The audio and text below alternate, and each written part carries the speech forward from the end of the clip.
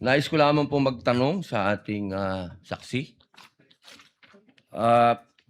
Ginoong saksi, kanina po kasi habang nagkakaroon ng pagdinig, ako po'y laging iistorbo dahil tuwing may itatanong, mag-o-object, medyo magulo po eh.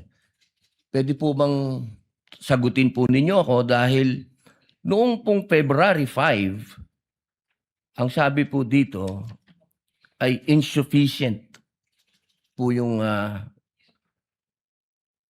hindi dapat makarating na sa preliminary investigation. Tama po ba? February 5 po yon? May certification, sir. Yes po. Opo. Tapos nung February 14, naging sufficient na for conduct of preliminary investigation. Nasagot po ba yung 7 na sinabi dito na para, ang sinasabi po kasi dito nung February 5, merong 7 na kulang. I believe so, sir. That's why we have received a certification, sir. Ayun.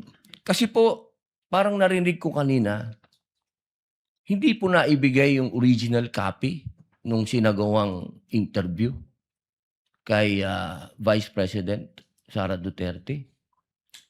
Yung original po, na kopya, kung sino po yung nag-record. Wala po kayong affidavit? Meron po ba kayong affidavit na nakuha nyo?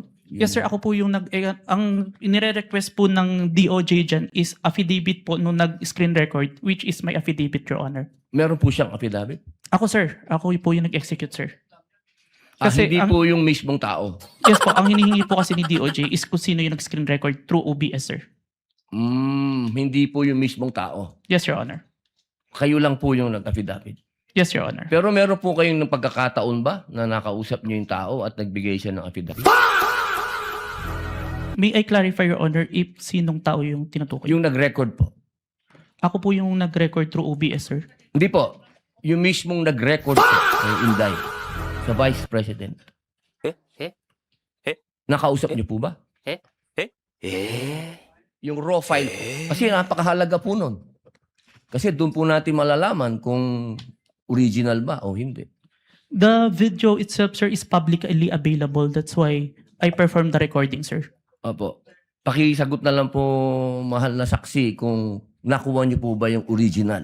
Yung original, hindi po yung galing sa internet. The original, no, sir. Yun lamang po. Maraming salamat po.